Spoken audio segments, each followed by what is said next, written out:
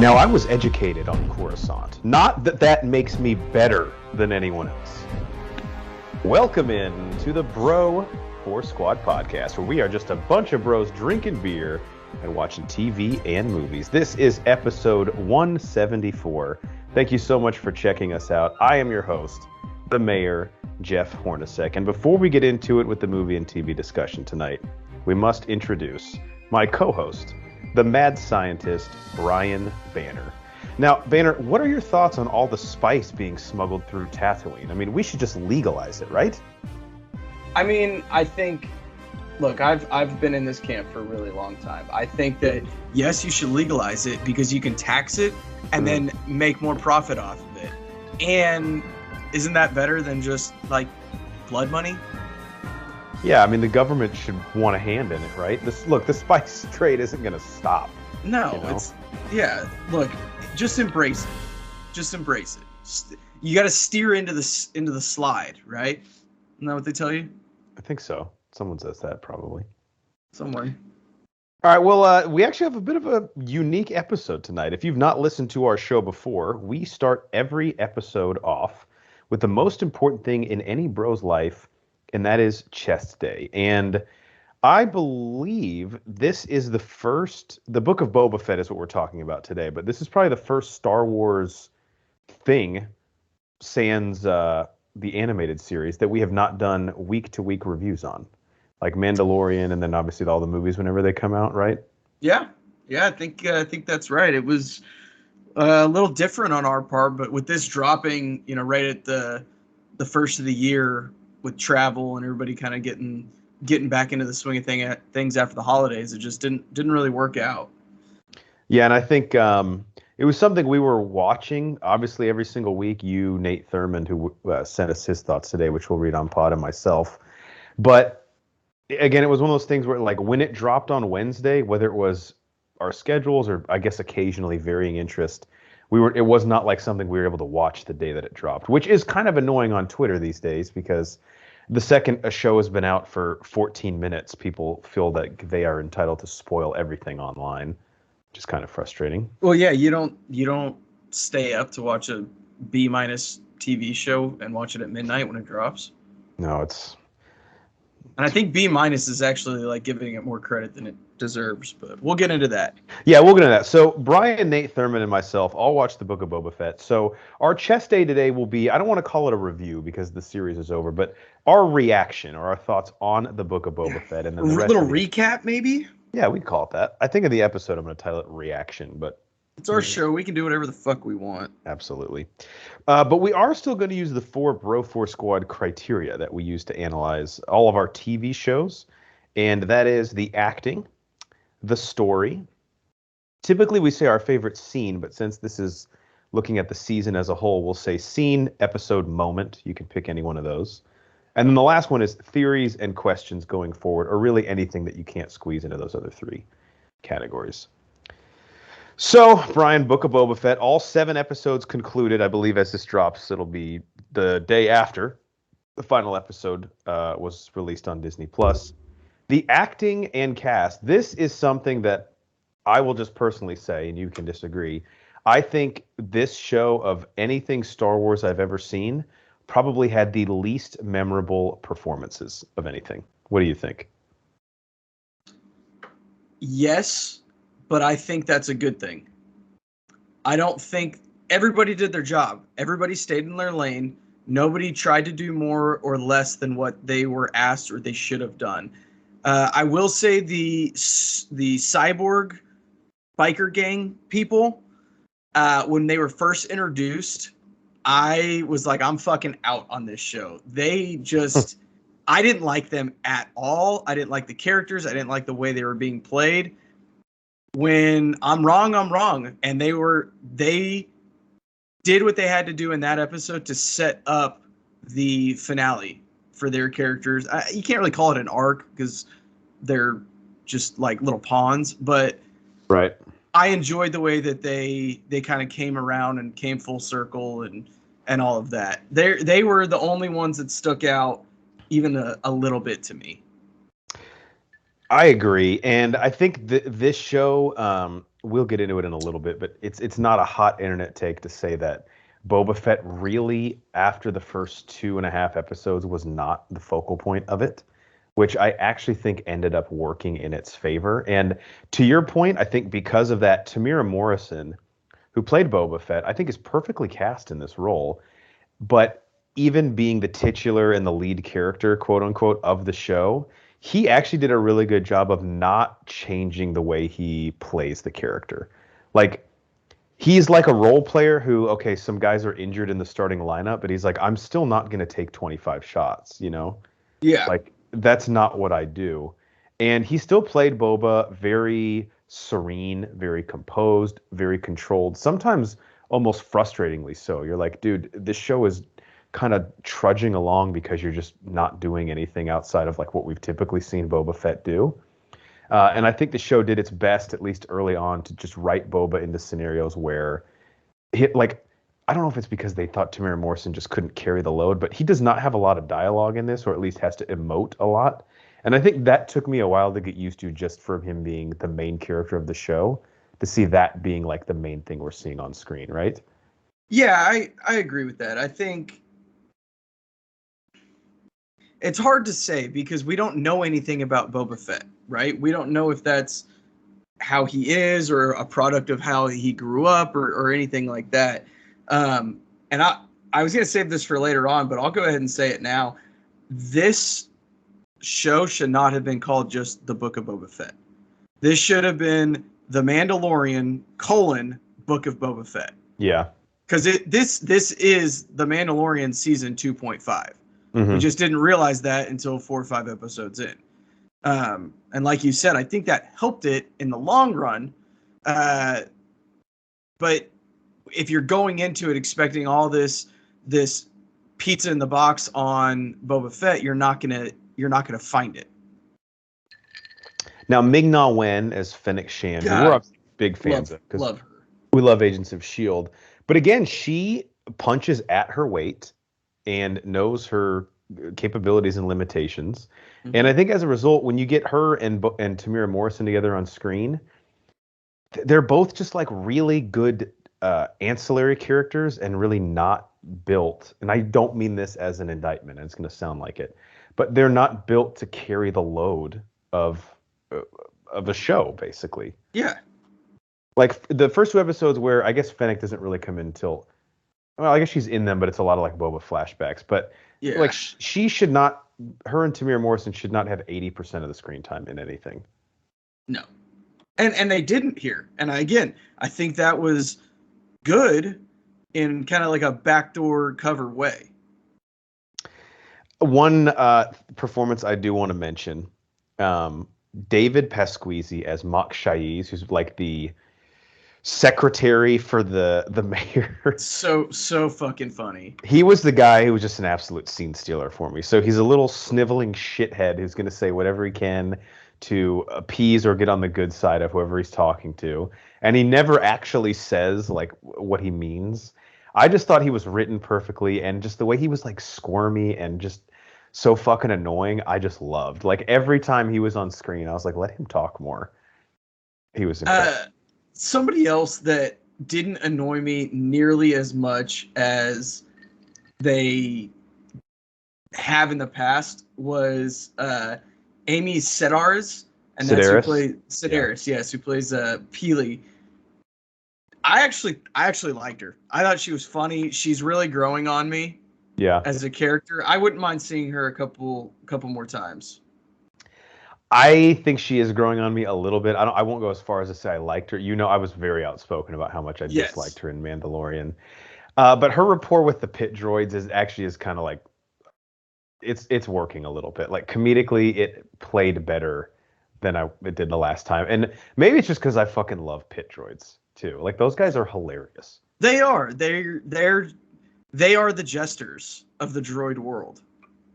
Give me like a Pixar short on the pit droids. God, why do you guys do this? You guys put these things in my head that I can't get out, and then I get upset when I never get them. Yeah, that would be really funny. There was a couple like nice cameos in the show. Obviously, we get like Mando and Cobb Vanth and all those guys, and Cad Bane, who we'll talk about here in a second. But Stephen Root, who played Lortha Peel in that one episode, the guy who's like hoarding the water, the episode that we introduced like the teen biker gang. Yeah. I thought he was pretty good. I mean, his character didn't really mean much except to serve as a vehicle to introduce Mando to some extra hands for his operation. But it's always cool to see him and stuff, and he always gives an interesting performance, I think. Yeah, like I said, I think everybody top to bottom, nobody fucked up, nobody did anything bad. Everything was just perfectly par down the core. I mean, just perfectly straight down the course. That's how you want it. Yep. All right, anything else? You want to move on to the story? Let's move on to the story. All right, so again, there are a lot of internet takes out there that are kind of the same, and we're not going to sit here and parrot all of the stuff you've already heard, where it's, oh, it shouldn't have been called Book of Boba Fett, and it fucking turns into The Mandalorian. And I do have some thoughts on that, but I will say this first off. The first 3 episodes to me should have been like a Disney Plus exclusive movie. I think that would have worked better, and then we could have tied in either the rest in Mandalorian season 3, or maybe just done like a short, I don't know, so they could have done like a connective Like a part tissue. 2. Exactly. Because the first episodes like really don't serve narratively for this. Like they're great Boba Fett backstory, and I guess they kind of set up the Pike Syndicate. But you could just open with Boba Fett like taking over the palace of Jabba and having to deal with the different crime families on Tatooine. Like we don't need all that backstory with the Sand People to understand or to hate the Pike Syndicate, really. Yeah, I agree with that 100%. Now, I loved everything with Boba Fett at the Sand People and really, really showing us the true side of Sand People. You know, they've just been these like ravaging savages for what, 40, 50 years. Well, now we've learned through second season of Mandalorian and now this that they are a true culture, a true tribe, and very interesting people. And then for them to accept Boba Fett into their tribe and teach him their ways and everything, all of that worked so well. Everything with him dealing with the crime families and all of that, I could kind of care less, honestly. See, it's weird because I'm sort of the opposite. Like the Godfather type story that they gave us with him, I was more interested in. But Nate Thurman, actually, to start reading some of his thoughts, he actually agrees with you. He said the Tusken Raider development and humanization was refreshing.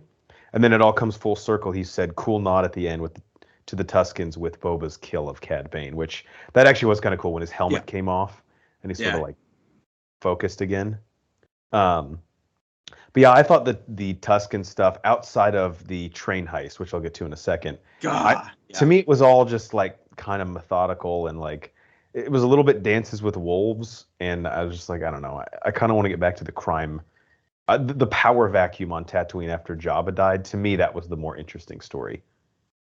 Yeah, I think it just wasn't executed real well for me as far as him taking power and over the territory and all of that. But also, like, for him to even get there and for us to even see him, we have to learn how he got out of the Sarlacc pit. Yeah. Which, it was kind of cheap. Either you buy it or you don't. But the fact that he was stranded in the desert after going through all of that was really, really cool. Well, you know, now that I think about it, your point actually makes more sense because the line Cad Bane has to Boba in the end where he says, like, what turned you so soft? Like, his humanization and, like, the reason why he feels like he has to fight for the people of Mos Espa is all kind of rooted in his relationship with the Tusken Raiders. Yeah. So I guess if we don't get that, we would just be like, why the fuck is this bounty hunter, like, all of a sudden working for St. Jude's Children's Hospital? Like, it doesn't make sense. Yeah. It's a tax write-off, but whatever. Well, yeah, come on. That's not why he does it. Jesus. I think I was I entertained the entire time. I would say 90% of the time I was entertained. There were some times throughout some of the episodes I was just like, okay, let's keep moving. This is kind of boring. This show was really, really clearly divided into 2 sections. You have, and you can even call it 3, really 3. You have Boba Fett and the Sand People as one. You have story 2 is him taking over as Daimo of the territory, Mos Espa. And then you have everything with Mando. I would have liked to not seen the Mando stuff. Seeing Mando fight, that's cool. I'm good with that. Everything with him going to Guadalajara, who the hell cares with where Luke was and all of that. I don't think that. Again, it was cool. It was interesting. I just think it did more harm than it did good. So I do want to pick up on that before we go to best scene or moment. But first, let me read one more thing Nate said, kind of tying into the end of the series. He said, disappointed Cad Bane died after such a short time of live action, which I totally agree with. That dude, I could not have gotten enough of him. Still potential for untold stories on the timeline for him to show up again, such as Obi-Wan, Andor, Ahsoka, not sure of the time period. Yes, and I think if they listen to fan reaction, which Filoni and Favreau have proven they do, we're going to get more of him. So yeah, glad to see him. I think the translation, and again, I'm only 2 seasons through Clone Wars, but the depiction of him in live action, I think, was true to the visualization of the character, and just fucking like him on Tatooine, he's like built for that Western aesthetic too. Yeah, and he is the quintessential outlaw, like bounty hunter, like in it for himself, out to get all the money, and you'll learn that the more you watch Clone Wars. But he is a very, very, very just fucking cool character. Yeah. And then one more thing I have to say before we move on to scene, episode, moment, unless you have anything else obviously you want to add on story. And I was going to save this for the end, but I think it fits in now. And I'm about to talk out of both sides of my mouth because I did love these parts of the show. But based on what happens with Grogu, Luke, and Mando, what really was the point of the season 2 Mandalorian finale? Luke flying in, saving everyone's ass, taking Grogu to his planet, and then seemingly 2 weeks later, he basically returns him on Amazon. Like, I mean, it didn't fit. Right. The impact of all of that now feels destroyed. Like, it's cool that Luke showed up, but Grogu just returns to Mando 2 weeks later. Like, I don't really. Yeah. Why did we do that? I don't. I agree with you on that. I know Thurman. I had a brief phone conversation with earlier. He does not necessarily agree with that. He thinks that it shows how, and I can't argue with him because he's not wrong. I just don't like his point of view on it. That Grogu picking the chainmail so quickly and him going back to Mando shows how strong their bond is. And shows that they're, and again, I agree with that. Is now a good time to say how I would have done it, or what I think they should have done, or should we save that for theories? Oh yeah, the theory that you sent me in video format. Save that for the end because I think that. Okay, we'll save that for the end then. But I agree wholeheartedly with what Nate said. I do think though that strengthening their relationship is mutually exclusive from the way that they ended season 2, because like the whole emotion of them being torn apart and really the dramatics of Luke Skywalker showing up. It almost felt like a sweeps week play now, where like some celebrity guest star comes in to get ratings up for a show, and then it's kind of just like trivialized the next week. So I'm saying all this talking out of both sides of my ass because my favorite scene and moment, are you ready to move on to that? Yeah, let's do it. Okay, is basically all of episode 6. When we got Ahsoka, when we got Luke, when we got Grogu. The fact that they all came back for this, I just thought was really fucking cool. And I was very surprised by it. And I actually kind of liked how it didn't have to be some crazy dramatic moment. It's just getting to spend time with them on that planet, which I wanted more of. And I think the reason I enjoyed it so much at the time was I didn't realize that at the end of the season, or I guess the series of Boba Fett, we were basically going to separate Luke and Grogu. But that moment in and of itself, them on the planet and Luke starting to build the Jedi Academy, was probably one of my favorite parts of the seeing the Jedi Academy being built, and then going back and thinking about seeing that on fire and being destroyed was kind of cool. That we've seen both sides of it. I would like maybe animated format wouldn't be bad for this, but Luke training at the Academy. Oh yeah. I'm sure if we haven't already, we'll get some comics. Yeah, I'm sure that as well. One other thing that I really liked, and then I have one small one that I'll finish this category with was the train heist in episode 2. Really well done. That was so fucking cool and so well built up with Boba like teaching the Sand People like how to ride the speeders. And I mean, I love a good train heist. And could they make this show any more of a badass space western? The only thing they were missing was a fucking train heist, and now we got it. Yeah. Hold off. I couldn't agree more. I think that again was really like one of the really cool moments or pieces of that episode was. Or was that episode 3? Sorry, I think it was episode 3. It was 2 or Whenever 3. I can't remember. Whatever it was, doesn't matter. It was awesome. But the lead up to it, like you said, the build up and them overcoming that language barrier, and them teaching him and him teaching them, and back and forth was just again everything with him being accepted into that culture worked so well for me. Yeah. What was your favorite moment scene? Actually leads me into one of mine, and that's when I believe it's in episode 1, might have been in 2, but when Boba is captured, he's sitting around the fire, he escapes, and he's just running out into the desert, and the Sand People are like, oh, all right, let's go get him again, and they just stand around him and just like fuck with him while they're beating the shit out of him, but they don't actually kill him. Yeah. Well, I told you at the time, and I did like how they were kind of humanizing Boba Fett, but I always thought, and I know he just came out of the Sarlacc pit, but I thought he was supposed to be some like badass, and I was like, in the first 2 episodes, he gets the shit kicked out of him a lot. Yeah, he does. And honestly, he kind of gets the shit kicked out of him, like even in the finale, he just overcomes that, I guess. Yeah. I don't know. He's just not. He's just not like as, and he's older, I guess too. But like, I don't know, kind of makes him. I guess it's the same deal with Mando. Like they're not completely like unable to be bested in hand-to-hand combat, which is kind of cool, I guess. Yeah, they're mortal. Right. Yeah. And then again, like you, everything. I loved that episode with Luke and Ahsoka.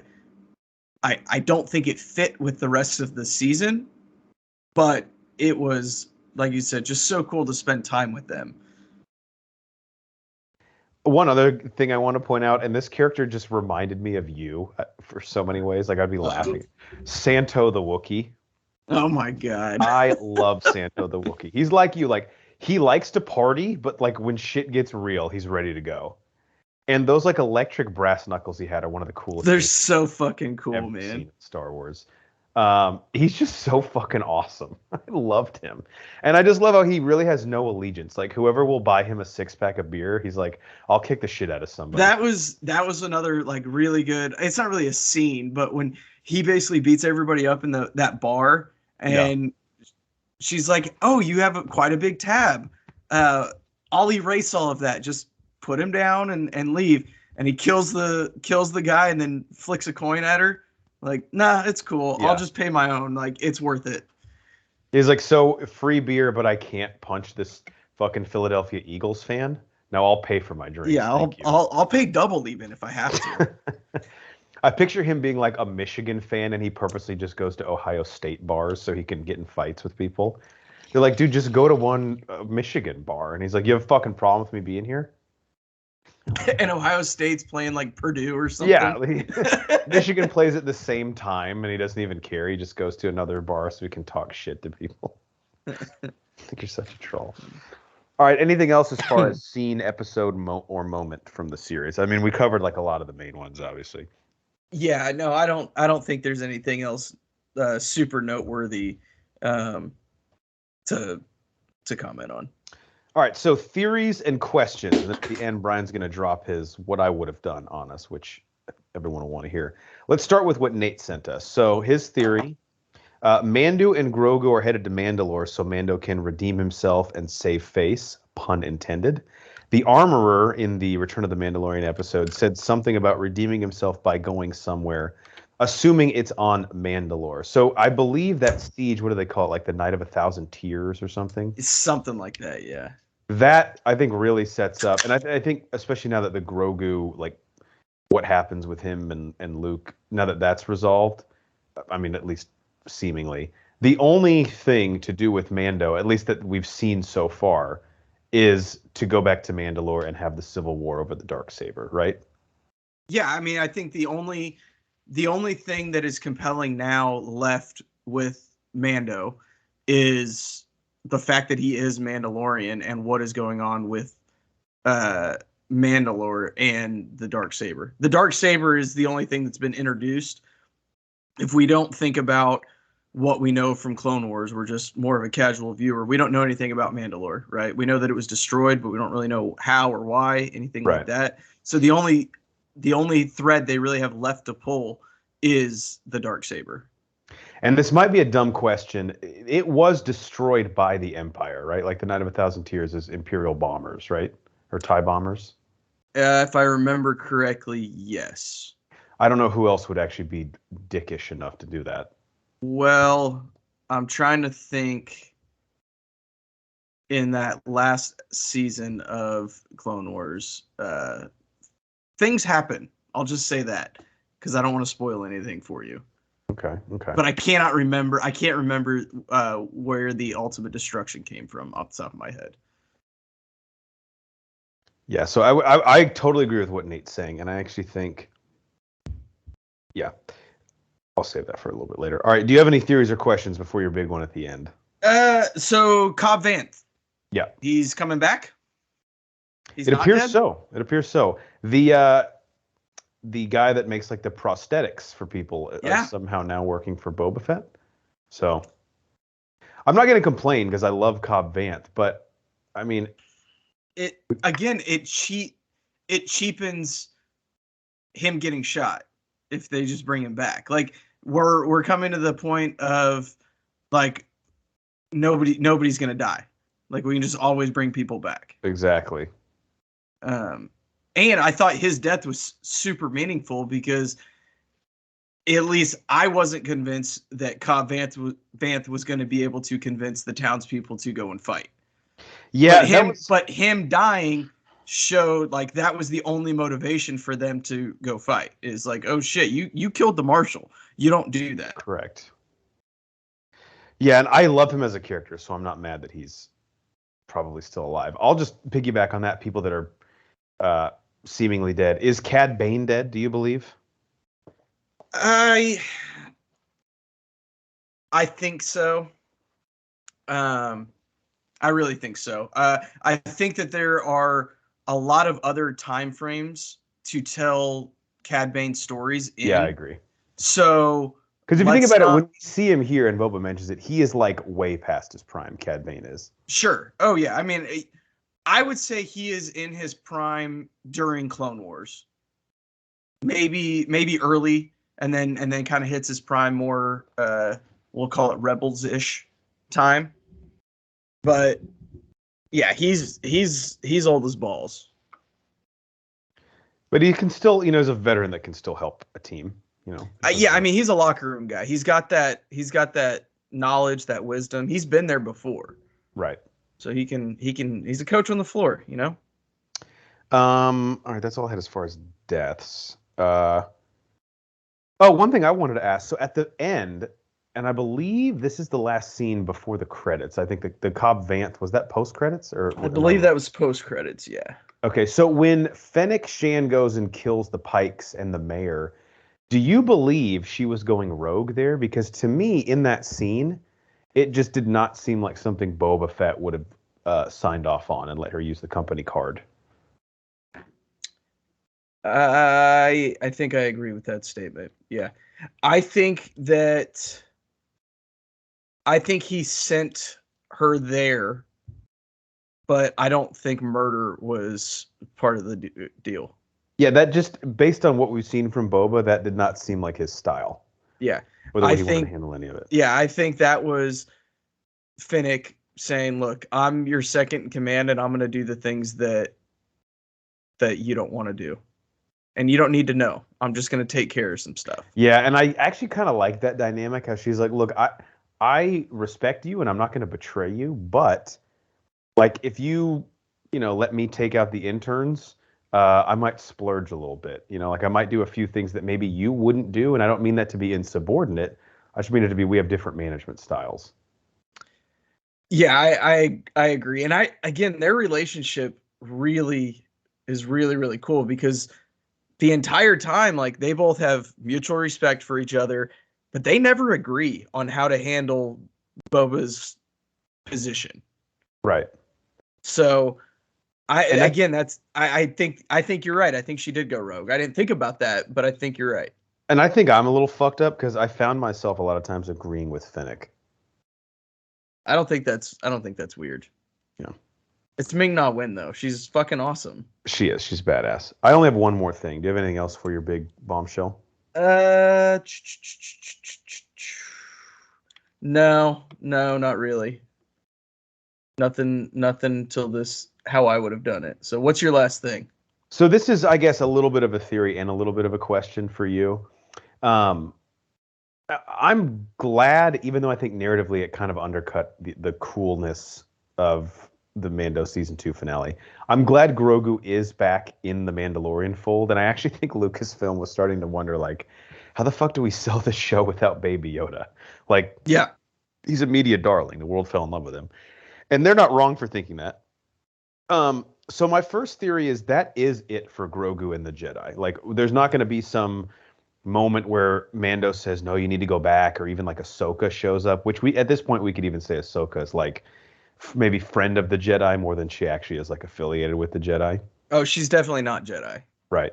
But I do think we will get some connection to Yoda, either saying he is lineage of him or he will have some correlation to him, obviously them being of the same species. So I hope and I think that they will steer more into that, because the question that I would have for you right now, Brian, is narratively, does Baby Yoda / Grogu actually serve a purpose in Mando season 3? And I'm totally fine if this is the case, or is he just there though to be cute and look at and because people love him?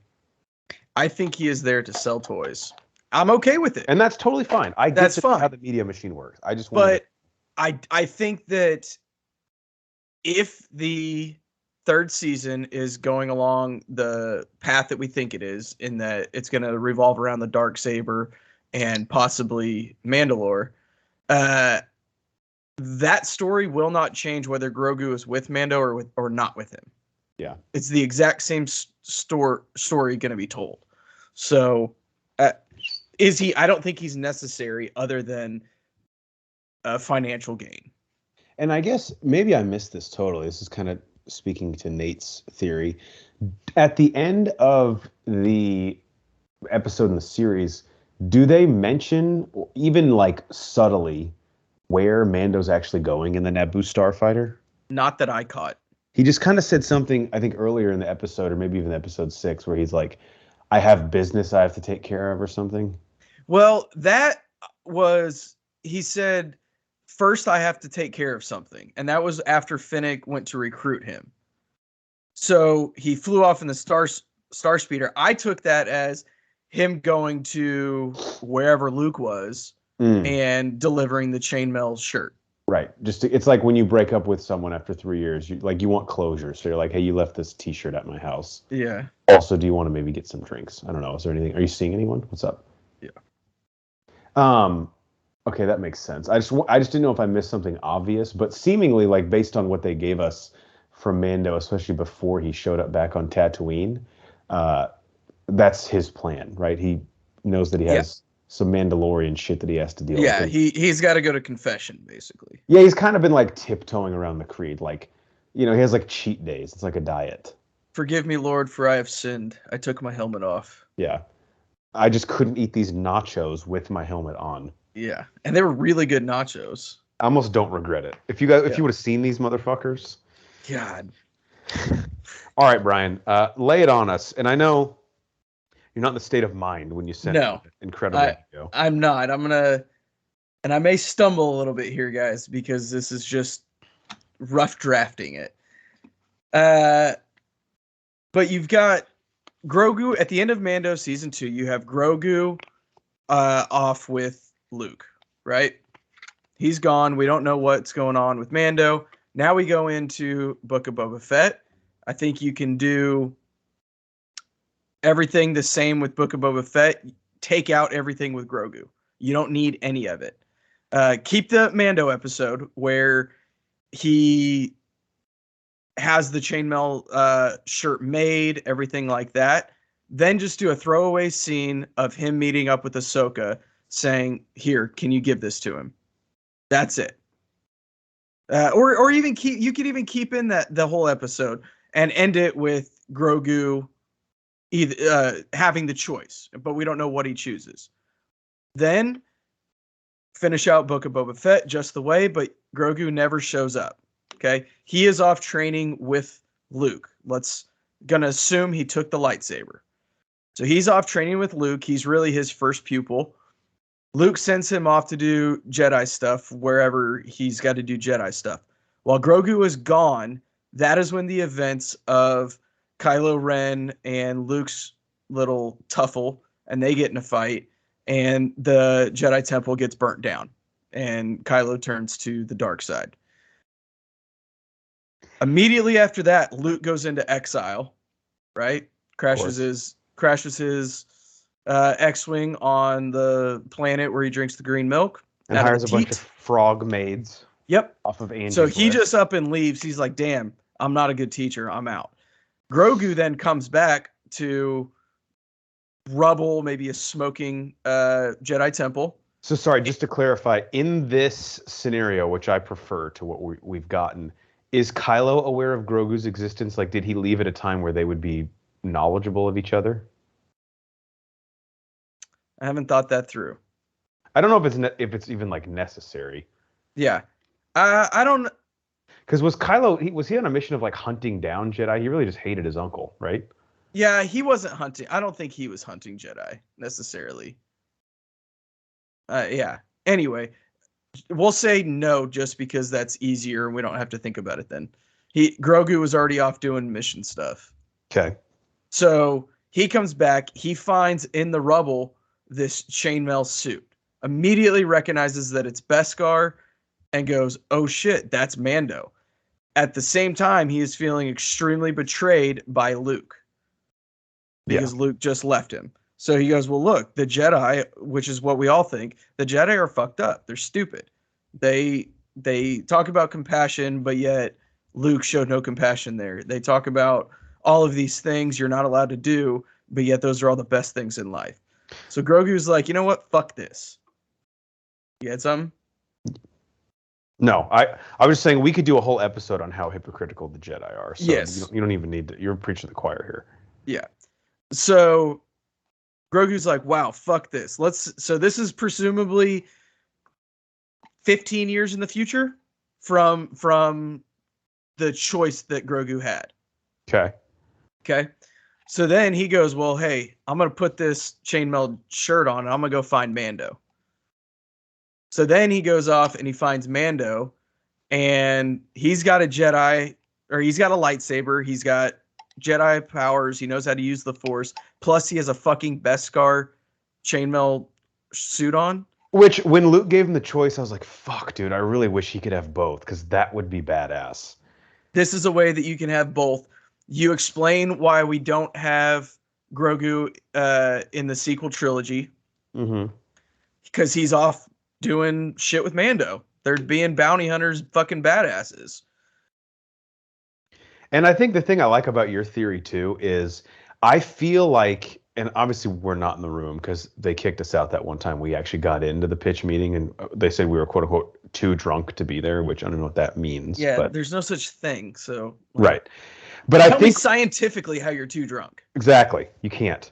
I think one of the reasons that they brought Grogu back with Mando so quickly was I think the question everyone was asking, like Pablo Hidalgo and Dave Filoni, who are like in charge of the canon, is, well, so is fucking Grogu dead then? Like when Kylo destroyed the temple? And they're like, Jesus Christ. Okay, well, we'll just get him out of there as quick as we can so we don't have to answer these questions anymore. That's a great point. Even though we had like a very sizable like 20-year gap probably between when he gets dropped off and I think in my scenario, let's say Grogu even learns English at that point. you start having like maybe not have him talk like Yoda, but I don't know. At that point, Cool. you can have some sort of dialogue between Mando and Grogu instead of just the coos and oohs and ahs. Yeah. I like it a lot. Now, having said that, I don't. Let's go to like. Do you have anything you want to add to that? Sorry, I'm cutting you off here. No. I think that's it. I think that's where them turning Book of Boba Fett into Mando season 2.5 hurt them.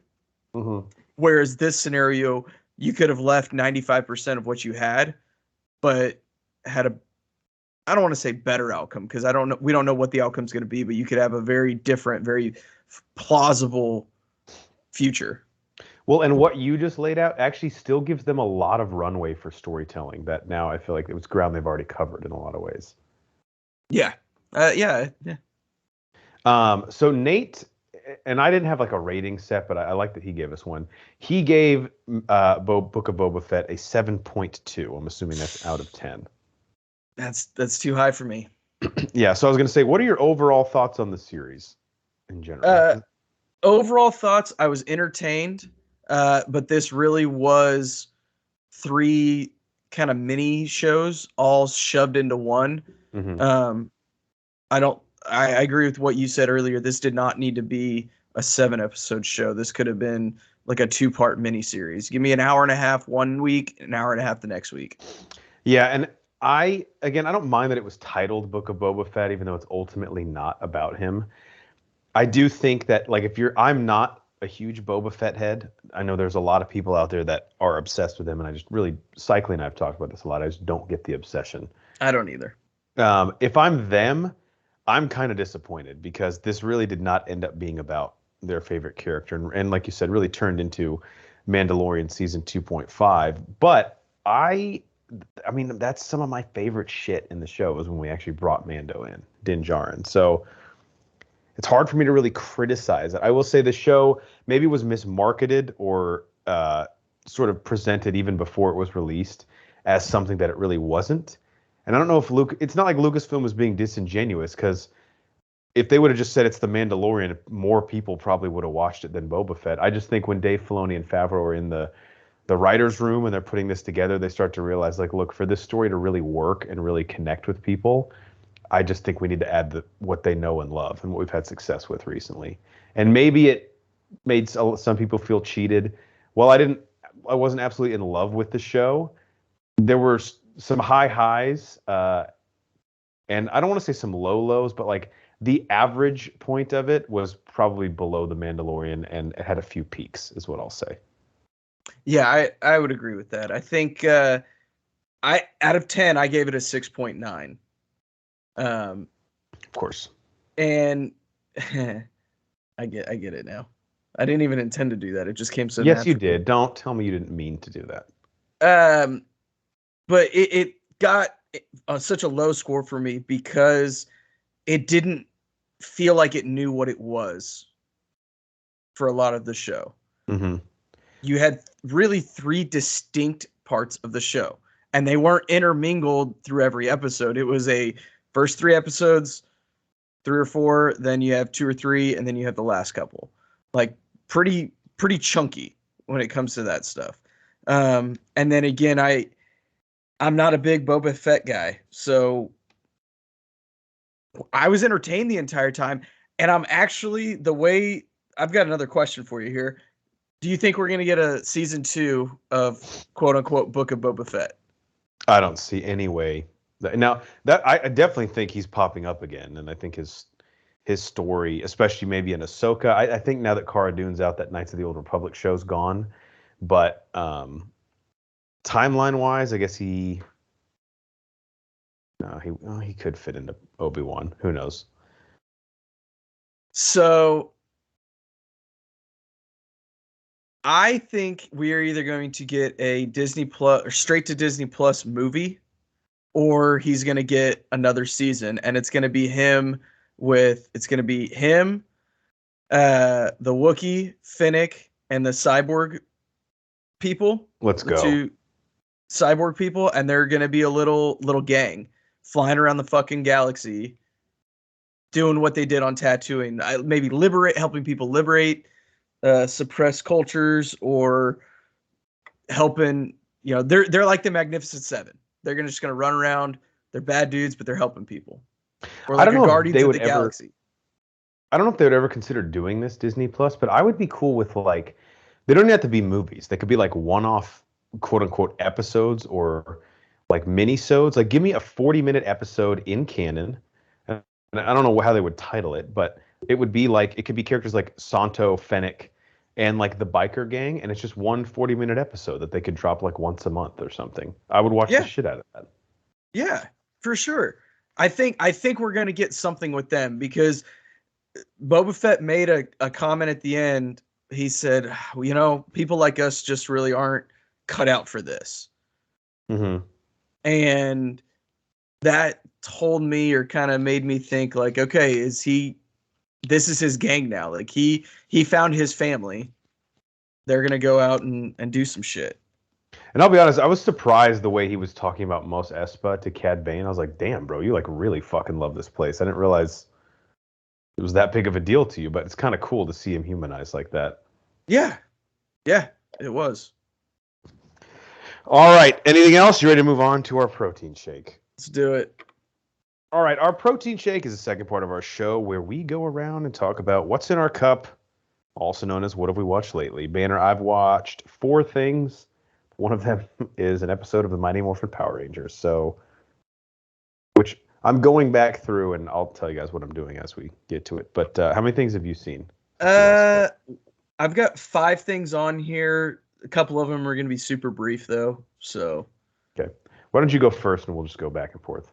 All right. So, first, all right, guys. I watched Ted Lasso. I get it. Okay. Both seasons? Yes. Cool. Yeah. Love I Ted get it. Lasso. Yeah, it was great. I like how much depth they gave to all the characters very, very quickly, and how nobody is who they are on the surface.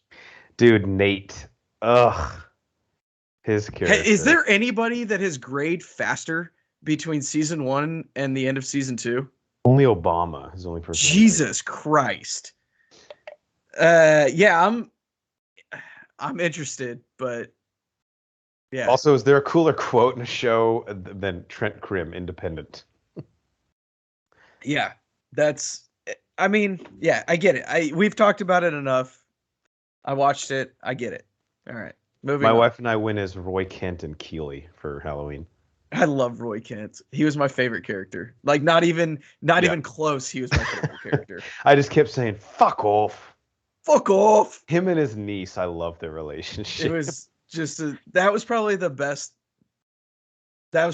relationship in the entire show. The episode where she goes, "Uncle Roy, can we get ice cream?" And he goes, "Fuck no." Fuck no. Thank you for setting boundaries.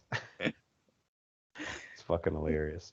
Yeah, Ted Lasso's great. We're getting a 3rd season. I kind of hope, and I love the show, but I kind of hope they end it after 3. Like, yeah, I don't know how much more you can go. Like, what more can you do with this story past whatever's going to happen with Nate? Yeah. Like, what's the line in The Dark Knight? It's like, you either die a hero or live long enough to see yourself become the villain. Like, let's die a hero with Ted Lasso. You want me to get another one out? Or sure. You can do one more.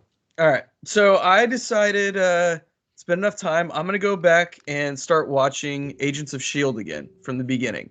Now that the series is completed, we have the possibility of the multiverse opening up. Just kind of wanted to sharpen my skills up on that. Finished the first season. First 10, 12 episodes, kind of rough. Really? I think that at the time, just because it was, this goes along with the movies. It's really the first show that ever went along with a movie universe. It was a big deal, and that's what kept people hanging on. Right. Kept hanging on people. Kept people hanging on. Yeah. Yeah. And it really took until Winter Soldier for that show to figure out what it is and find its footing. The fall of S.H.I.E.L.D. and that turn to Hydra was the point when Agents of Shield became Agents of Shield. Yeah, and that was executed so well on the show. Yes, it was, and it's disappointing now to learn that it's not disappointing. It's just a little like, oh man, that is not canon per se. I don't even know what we call it. It's not the main universe, I guess, is what they're saying now. Yeah, I mean, TBD. Who knows? Yeah, they'll probably do something with it, I would guess. All right, what you got? So I watched an HBO original movie, and I think even though it came out earlier in the year, I think this might be a sleeper for some Oscar contention next year. I already put it on the Broscars for us. It's called The Fallout, starring Jenna Ortega. I'm not sure if you saw a trailer for this. It is about, it stars Julie Bowen as well from Modern Family, and John Ortiz, who plays Braga in the Fast and Furious movies. This is sounding super familiar. So the plot is Jenna Ortega is a, I don't know, she's probably like a high school sophomore, and there is a school shooting at her school, and she's a survivor of it. And it's about dealing with that trauma and some of the friendships that are forged through people that survived, and then also dealing a little bit with like the survivor's guilt of it as well. Damn, this is some heavy shit. Yeah, it was intense. Just like a really well-made movie, and sadly like too relevant to the times we're living in today. But had some really emotional moments, just very well written and acted, and I think did a really good job of showing like how like the families of the people that go through this stuff are so affected as well. Like her parents, and especially her little sister, who like idolizes her, just like not knowing how to deal with this and make sure that they're like there and available for her, but also not like making her feel like she has to act in a certain way. And Shailene Woodley, who I actually hate as a person, just because you do really hate her. She had a quote. Obviously, she's engaged to Aaron Rodgers, where she said she's Is never. She now? Yeah. Okay. They still are. She tries to claim that she's never watched a football game, and just I call bullshit on the nth degree. And why would you try and say that to me? But to the side. But she actually plays Jenna Ortega's therapist in it, and I think Jenna Ortega, who starred in You season 2 and the new Scream in this, like, buy your stock right now, because I was gonna say she is red fucking hot. Yeah, and she's gonna be like in a Marvel movie in probably a year or two, and I think she might get some Oscar buzz for this. So, The Fallout, I highly recommend it as a movie, but make sure you have a palate cleanser afterwards. Like we watched an episode or two of New Girl. Oh, good. Yeah. You gotta. It's heavy stuff, but I think at the end. Yeah, at the end of the year, it's one that I'll be like, I wish you would have checked this one out. All right, what else you got? All right. We watched the entire season of The Woman in the House Across the Street from the Girl in the Window. Okay, I'm glad you watched this because I was interested, but not enough to watch it myself. So it was, honestly, I had a lot of fun with it. Is it great? No, it's nothing that like, oh my God, you got to see it. What are we looking at? Like 8 40-minute episodes? What's it? They're 30-minute episodes, eight 30-minute episodes. I mean, we plowed through. I think we watched it in like 2.5 days. Yeah. We were, unfortunately, you guys are good about that. Yeah, well, and we were, unfortunately, we were quarantined for a little while. So yeah, we had a lot of extra time on our hands, which was nice. Because it hits every like thriller slasher trope out there in a really good, like a comedic way, but also at the same time, they're not making fun of it. It's like a very dark comedy. Yes, it is a dark. Yeah. The vibe I got, maybe more so from the title, because the trailer didn't give me this feeling, but is it like lampooning or making fun of, maybe not making fun of, but like sort of parodying The Woman in the Window, like the Amy Adams movie that people kind of panned? Or is it like taking the premise of like the false narrator or the woman who's like, oh, is she really just like psychotic and making all this stuff up in her head? Or is this real? Or is it kind of taking that trope and just playing off of it? It's more of, is she crazy? Yeah. Okay. Yeah. It goes more that way, but it's fun. It's I mean, it's a fucking slasher thriller show. Like, of course, it's going to be silly also, but it's serious. It takes itself seriously, but it's not trying too hard. If that makes sense, it's in this really weird gray area. Um, and I'm not. Well, before this statement, I want to preface it by I am in no way telling you you have to watch 7 or 6 other episodes to get to the 7th episode. But the 7th episode has some of the best acting I've ever seen out of Kristen Bell. Wow. Okay. It was fucking incredible. I did not know she had those kind of chops. I'm a big Kristen Bell head. You know that. Yeah. Are there any twists and turns in this thing? Oh yeah. Oh yeah. There's some good twists and turns. All right. Fuck. You're selling me on it. Yeah. This isn't like I said, I don't want anybody going into this being like, oh my God, this is going to be the next best thing. It's not. It's a good one-off 8 episodes. I mean, it's literally like a 3-hour movie.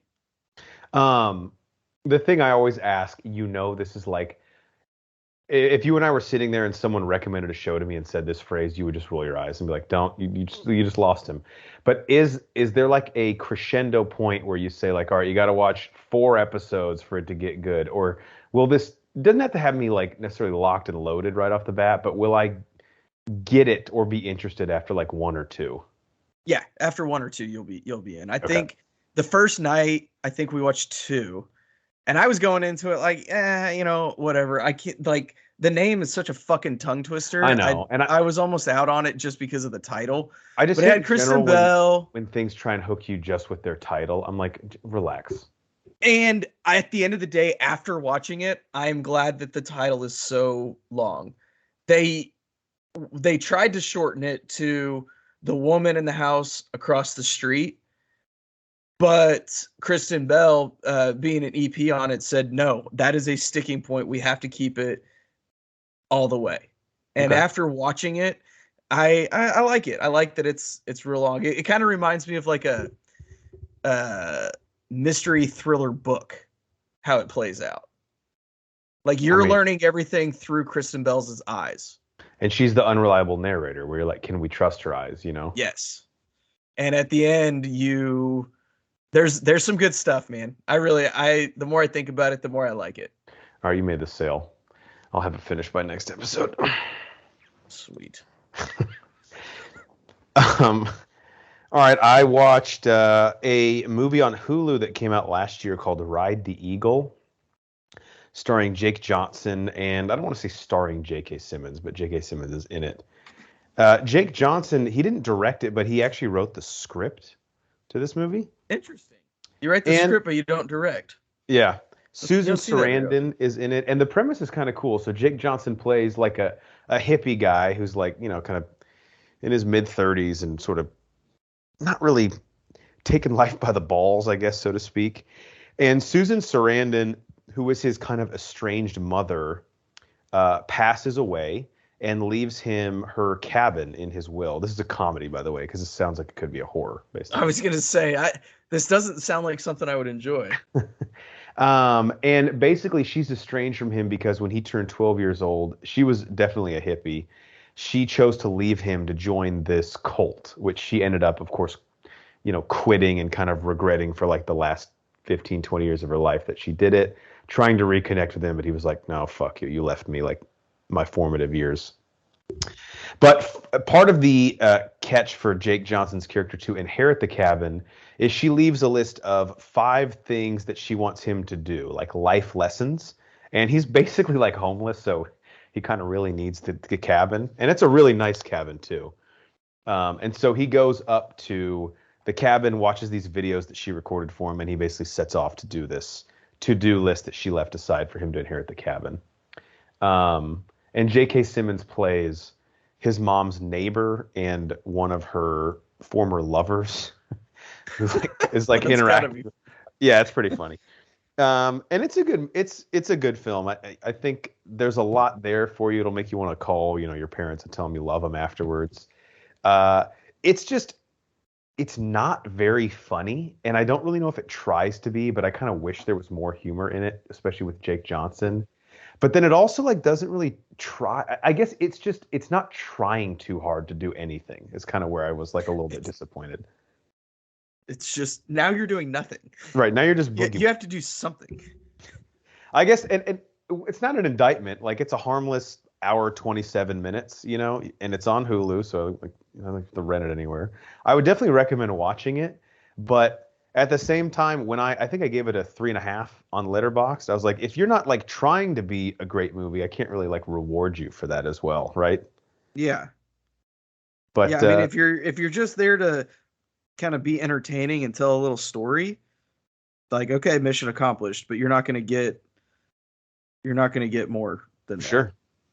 And the other thing that's kind of tough, there's really not much or many characters for Jake Johnson to play off of. Like one of the things, and this is in the trailer, so it's not really a spoiler. One of the things his mom asked him to do is call the one who got away. And so he has like a lot of phone conversations with this girl who he reaches out to from his past. But aside from like 5 or 6 scenes with J.K. Simmons, it's literally him and his dog the whole movie, or him like emoting or reacting to videotapes that Susan Sarandon has recorded. So it's like, it's almost like Colin Farrell in Phone Booth. Like you can be a really good actor, but if you have nothing to play off of, sometimes it's just sort of tough to keep us engaged. Yeah, I can see that. It's kind of a low budget. Yeah, for sure. But a really good trailer, by the way. If you look up Ride the Eagle trailer on YouTube, it's like incredible. And the movie I would recommend. It's just not like something I would say stop traffic and go watch it right now. But put it on a list, and it's something that it's pretty accessible. Like the wife will like it. You can even watch it with kids because there's weed references, but the kids won't know what's going on. Ride the Eagle. What else you got? All right, I got 2 more things, both real brief.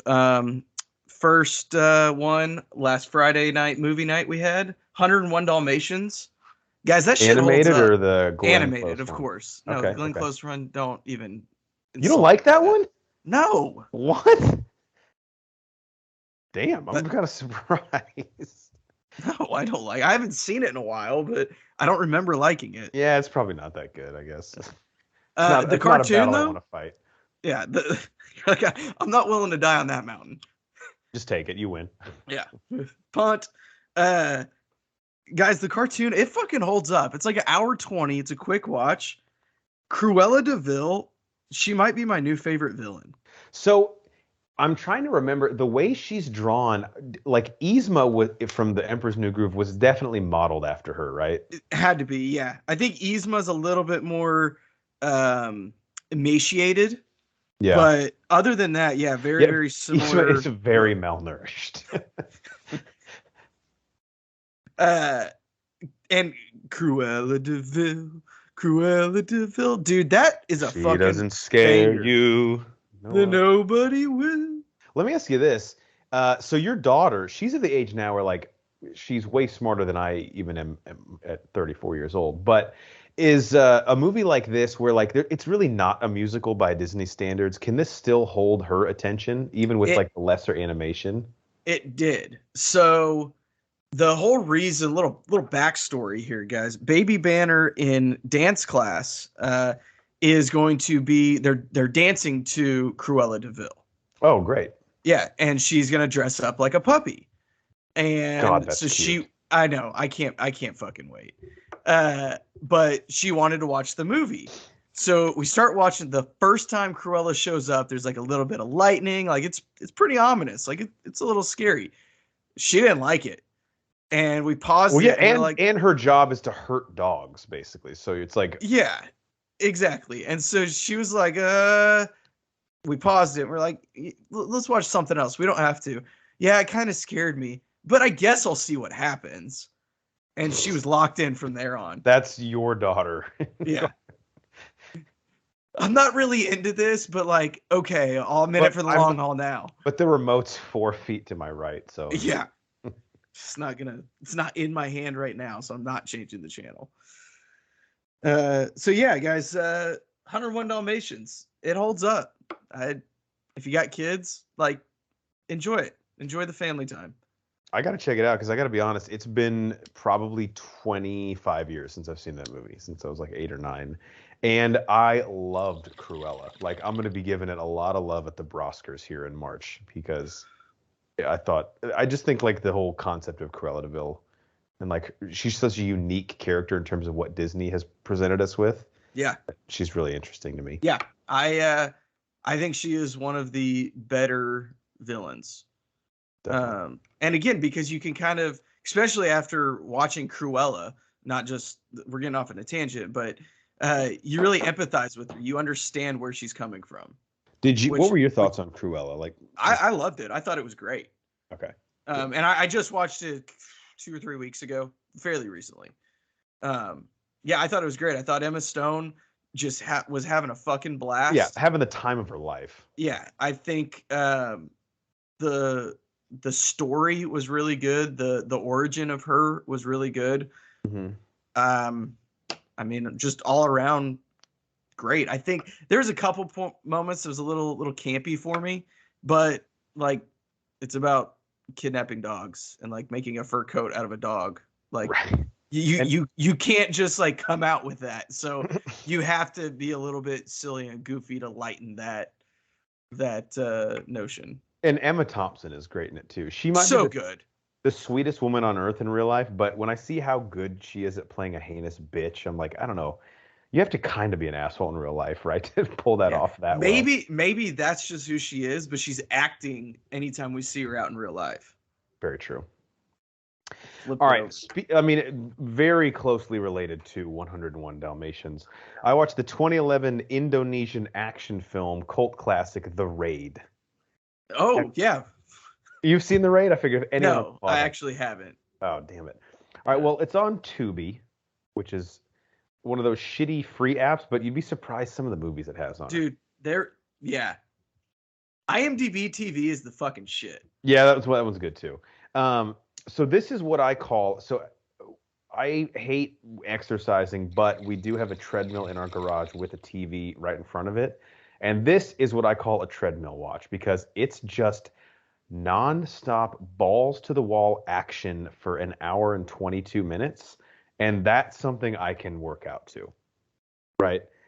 The Raid had a budget of $1.8 million, and every single cent of that had to be spent on these action set pieces and the choreography. It is unbelievable. It's incredibly graphic and violent. But dude, the fucking fighting in this, the shootouts and the camera work was blowing my fucking mind. When did this come out? 2011. Okay. Now the premise is so badass. So it literally starts a 1-minute scene of character development. All right, the main character's wife is pregnant. You got it? Got it. Okay, perfect. Then it cuts to he's a SWAT team member in a van, and they're going to a high-rise building run by a drug lord where every resident of that building is there basically hiding out from the police. And their job is to infiltrate the building and work their way up to the top floor where they want to arrest the drug kingpin. I'm in. And so the whole movie just takes place in like real time, basically, and it's of them going through this fucking high rise, just getting in these massive shootouts and fights with the people on each floor, trying to get to the top. And it's called Raid? The Raid, yeah, on Tubi. And there is a quote that I paused it and actually sent this to Popeye Jones, who's come on the podcast before. This is one of the best threats I've ever seen in a movie. One of the like gangsters on one of the floors says to a resident in the building who's actually not part of like the criminal underworld. He says to him, and I quote, and again, this is translated, so something might be lost in translation, but I hope not. The guy says, quote, "Shut the fuck up or I'll bleed you." That's some real shit right there. You're going to bleed me? That's some real shit. Did I stutter? Shut the fuck up or I'll bleed you. I want to get that tattooed on my dick. Probably not the best place to have that tattooed. There's not enough space for sure to put a whole Obviously, yeah. The Raid 2 is supposedly like a top 30 action movie of all time. And that's part of the reason why I watched the Raid 1 was to get to the Raid 2. So I'll probably watch that one by the next episode and fill you in on it. If I watch Raid 1, Would you be interested in Raid 2 blind commentary? Absolutely, I would. Yeah. Okay. All right. I'll keep you posted on that. And that's a good one for it because there's nothing to. It's just people kicking the shit out of each other. Yeah. There's no talking. Yeah, it's pretty much a Godzilla commentary. That's a great comp. I only had one more thing. Did you also? Yeah, I only got one more thing. You guys know we've actually been doing this long enough. We've had several Olympics come through while we've been on the pod, which is incredible to think about. But I've been locked into the Winter Olympics, guys. I've tried, can't get I've into it. decided the Winter Olympics fucking sucks. Yeah, I agree. I've Curling decided is it, dude. That's like really honestly, curling and women's hockey are the only Yeah. two things that I've been in. I I could do. care less about the men's hockey. The snowboarding and the skiing, while it is very impressive, I can't follow how many fucking spins they do. Dude. They're spinning a lot and they Yeah. land. Cool. Okay. You know, that's the problem. And this is like, same with gymnastics in the Summer Olympics, where I can really respect how fucking talented they are. But I don't know like the difference between a 9.5 and a 7.6. You know what I'm saying? That's the problem for me.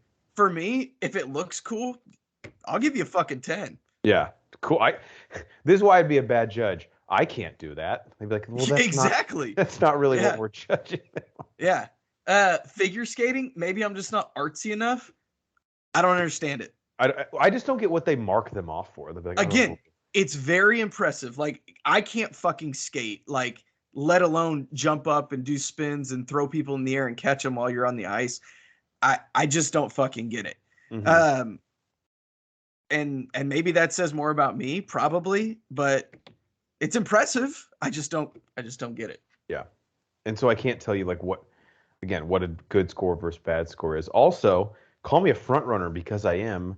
We're like 7th in medal count as we're recording this, so like I'm not interested, bro. Yeah. No, Austria's winning.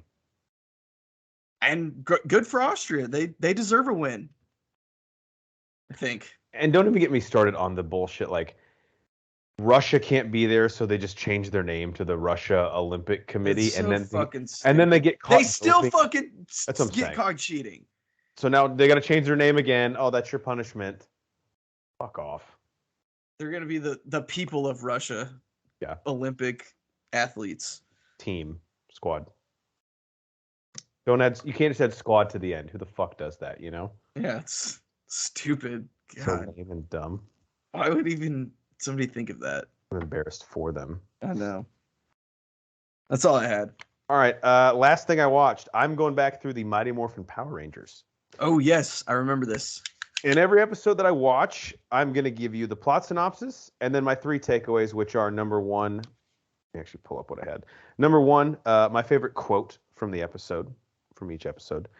Number 2, just an observation that I made. And then number 3, the monster that the Power Rangers fought.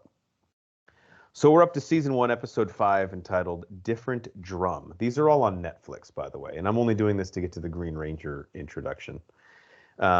Here's the plot synopsis for Different Drum. I want to say it's like 12 episodes in. Yeah, I think I have like 5 or 6 more. Yeah. Kimberly's deaf friend Melissa has a tough time fitting in when the gnarly gnome monster strikes using music to hypnotize the children of Angel Grove. Her handicap allows her to remain unaffected. With her aid, the Power Rangers put an end to the gnome's symphony of destruction. All right, a few things I got here. First off, in the very beginning of the episode, which so far every episode has started at the Angel Grove Gym and Juice Bar, meaning the problem is we're getting a lot of Ernie, who just doesn't work. Yeah. So Ernie, there's like a dance class going on that Ernie like is helping organize with Kimberly teaching, and Billy is unable to dance because of course he's a nerd, Brian. Obviously. And instead of saying, "I don't know how to dance," this is what Billy says. This is a direct quote. Quote, "I'm intrigued by the rhythmic modulation, yet confused by the coordinated movements." End quote. I'm embarrassed to say that the Blue Ranger was my favorite for a while when I was growing up. He was my brother's too. Yeah. Yeah. Also, obviously everybody loved the Green Ranger and the White Ranger, but like of the OG Rangers, he was always my favorite. And Billy is participating in the dance class in like denim overalls. I was like, dude, just get a fucking pair of shorts. Like, what do you? What else do you do a dance class in? The second thing I put on here for the first time, I don't know if this was like a subplot that I just missed, but because I watched these episodes like 2 weeks apart, but Zach is definitely fucking Trini, dude. Like when they're sitting at the juice bar, she's like all up on him, and when there's a scene where he like dances against Bulk, and she goes, "Yo, Zach," and I'm like, "Oh my god, you guys are definitely fucking on the side." And the monster is like a troll guy who plays an accordion that again hypnotizes the citizens of Angel Grove. Naturally. And actually, so it's kind of creepy. He hypnotizes all girls, like 7 girls, and takes them back to this cave, and they're like partying, and he's definitely was like an hour away from like trying to fuck one of them. Sure, it wasn't Bill Cosby? I'm not sure it wasn't Bill Cosby, actually. We should fact check that. Yeah. All right. I believe that's it, unless a certain bird has a noise it wants to make. Can't believe I've been doing that shit for 5 fucking years. I know. The worst part is when you're not on an episode and like no one has the balls to try to Nobody else will do it. No. Someone's tried. Someone said like, "Brah!" And then we just like, no. The last part of our show is our "Do You Even Lift Brah" segment, which is the question and answer part that we end our show with. So today, the question, as it has been since episode 160, and our 5-year anniversary, is what are our top 100 movies of all time? And if you click the link in this description or go to our website, broforsquad.com, at the top, you will see a link to a Google Sheet where we have each been counting down, all 5 of the bros, our top 100 movies ever, one by one. And Brian, before you reveal a few of yours tonight, why don't you tell the people basically what are these lists? Because as I always try to tell people, it's not like the AFI's top 100 movies, right? It's a definitive flavor of the Broforce Squad here. Yeah, this is my top 100 movies. When I am grading these, this isn't necessarily like this is what I think the best movie ever is. Honestly, what probably is like the best movie ever, I'm probably never going to watch it again. These are my favorite movies based on my criteria that I make up. It may not make sense, doesn't have to. It doesn't have to. It's my fucking list. Banner is up to number 7. He's counted down 100 through 79 on his list. And just so you guys can get a taste, he already has 2 of the Star Wars prequels in here, which I'm not criticizing you for. I'm just saying, like, that shows you these are movies that you love. You don't have to explain them to anyone else. And for context, never mind. I don't have any context. Okay. You are the context. I'm the context. All right, so if you look at the updated list, Banner, the last one he did was his number 79, which was Sleepy Hollow from 1999. Check out our movie commentary on that, a movie that I absolutely love. So Banner, why don't you do your numbers 78 and 77, and that should put you at a pretty good... You'll be the furthest so far, but not by much, so I think it'll be a good spot for us to get to. All right, number 78. Another animated film. In doing this list, I realized I love cartoons. It's not the love, you know? Yeah, they're fucking great. But Kung Fu Panda, the first one, it's really underrated, guys. It is. I think out of all of the DreamWorks animation, this is one of the strongest ones, and they've produced Shrek, the How to Train Your Dragons. Like, they've got some heavy hitters in there, and I think Kung Fu Panda is better than all of those, personally. Man, love Shrek, me a good misfit to hero story. The only reason I might like Shrek more is there's so much adult humor in it. I could see that. But I do think Kung Fu Panda is more of a 4-quadrant movie, and the voice cast in Kung Fu Panda. I was just about to say the voice cast is absolutely fucking incredible in this. Seth Rogen is Mantis. Yeah. Dustin Hoffman, of course, is Master Shifu. And I think for the first time, because this was 2008 when this came out, did I see an animated character and think like, okay, I think they cast the voice actor first and then designed the character after him. 100%. Yeah. And if I'm not wrong, this is where we got the word skadoosh, right? I believe so. Yes. It's just a, it's just a good story. It's well animated. Again, the voice cast is great. It's just fun. That's Now, all I got to say. has your daughter seen this yet? Because if I remember right, the villain's pretty scary in this. Yeah, I don't think we've watched this one yet. She's pretty locked into like Disney princesses and shit right now. Okay. So she's Yeah. not, she's slowly starting to venture out. We actually are for Friday night movie night this week, we're gonna watch Sonic the Hedgehog. Oh, nice. Have you seen it So yet? I have not, so I'm excited. I really liked it. Jim Carrey is actually surprisingly funny in it. Okay, good. He brings it back. Okay, good. That he was like the real outlier. Like, what Jim Carrey are we gonna get? Right. But back to Kung Fu Panda, I don't know if I've even seen the sequels, but I do remember vividly this is one I saw in theaters as a college student, and I remember thinking, yeah, even though this is not meant for me, this is still fucking hilarious. Yeah, it's just good old fashioned fun. Like just the scenes of Poe training are pretty hilarious. Yeah, and again, you just have this like bumbling idiot that just has to believe in himself to become the hero. It's And just it just makes you feel good inside. and he just wants to be good at kung fu so badly. Yeah. You're like, I get it, bro. I'm with you. So 78, Kung Fu Panda. Nice. And what's your number 77 movie of all time? 77, Gary on the bass drum. Come. Doo-doo. The Breakup. This is just, again, it just makes, I just like stories that still have a happy ending, but they're not like the traditional happy ending. It's realistic. It's so realistic. Like, look, in the moment, this seems absolutely terrible, and I don't want to go through this, and then it ends horribly. But then, like, you come out okay, they come out okay, and at the end of the day, like, everybody's okay. Yeah.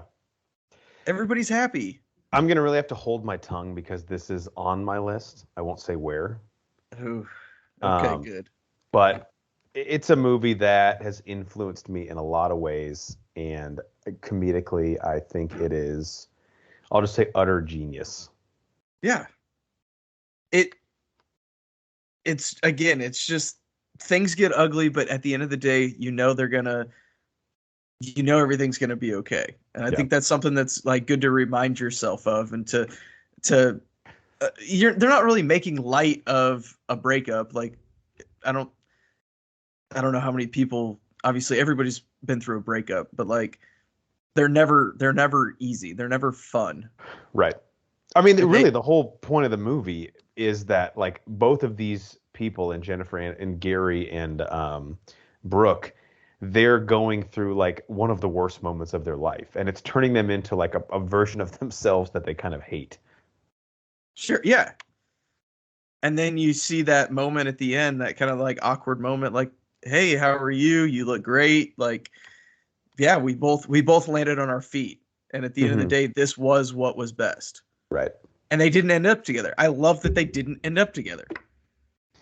Yeah, at the time it was like hard when I first saw it. And again, I'm trying not to say too much because I have a lot to say about this when I get to it on my list. But at the time I was like, what the fuck? They don't end up together. And then you kind of realize like maybe a couple weeks or months or maybe even a year later, like that's real life, man. Yeah. Yeah. Just because something didn't work out the way you thought it would at the time doesn't mean that it didn't work out, you know? It just, again, it hits home in such a good way. Like, everybody goes through this. Yeah. I don't know. And Cole Hauser, our Carter Verone from Too Fast, Too Furious as Lupus, creepy brother. Carter Verone's not in Cole Hauser's not in enough stuff, man. He's not. He's very underutilized. Like, why the fuck is Fast and Furious not brought him back? I don't know. You think they've even made the call? Because there's no way he'd turn that down, right? No, they can't. No, it's fucking Mark Sinclair. He's not gonna make that call. He's too fucking proud for that. He can't have somebody that's clearly better than him in the same movie. That's true, which is why it's weird that he keeps trying to get The Rock to come back and I emotionally know. blackmailing him. It's exhausting. Yeah. Good shit, man. The breakup at number 77. All right, Brian, before we let the people go for episode 174, any closing thoughts, any advice? Just continue to pull over for those emergency vehicles, guys. We recently had a pretty bad snow ice storm come through. I was still out on the road, still had to go to work, and I saw a lot of emergency vehicles. Everybody was pulled over. Good. I couldn't have been prouder. Very good to hear. Yeah, it's sad that we have to make that announcement every week. I'll just echo it with some other, advice that I'm trying to give you to make your life better. And that's don't do anything crazy when you're getting your hair cut. Let's make smart decisions. Not the time to go outside the box. Put it that way. Okay. It's not permanent, but we're looking at probably 2 to 3 weeks of you having to look yourself in the mirror literally every day and say, why'd I do that? I've had one haircut since we've started this podcast. Interesting. Yeah, you've been rocking the long mane. Yeah, it was short when we started and it went long, and then I chopped it all off and getting pretty long again. Right now it's long and has a lot of body too, which is it always has a lot of body. It's kind of annoying at times. Oh, Garnier Fructis. It's amazing. I was gonna say whatever product you're putting in it, it's definitely it's doing it right, Yeah. I don't care. Like, I have the best smelling hair at work, and I'm not even ashamed of it. And because you've smelled everyone else's hair. I mean, like, okay, so. No, I'm not. I mean, if you're biased, it's fine, but you don't know unless you smelled. So, Jesus said that. All right, for the mad scientist Brian Banner, I'm the mayor, Jeff Hornacek, and we are the Bro Force Squad podcast. Thank you guys so much for checking us out. Subscribe to us on Twitter follow us on Twitter at Bro Force Squad. Subscribe to us on Apple Podcasts, Spotify, YouTube, iHeartRadio, anywhere you can find podcasts. If you type in Bro Force Squad as 3 separate words, and the aforementioned Squad blog, our top 100 movie list of all time, and everything we have posted recently and really kind of ever in the history of our 5+ years can be found at our website, broforcesquad.com. Till next time, we'll see you at the movies, especially if you're going to see Death on the Nile on Saturday at AMC at 1 o'clock, because that's where I'll be. I kind of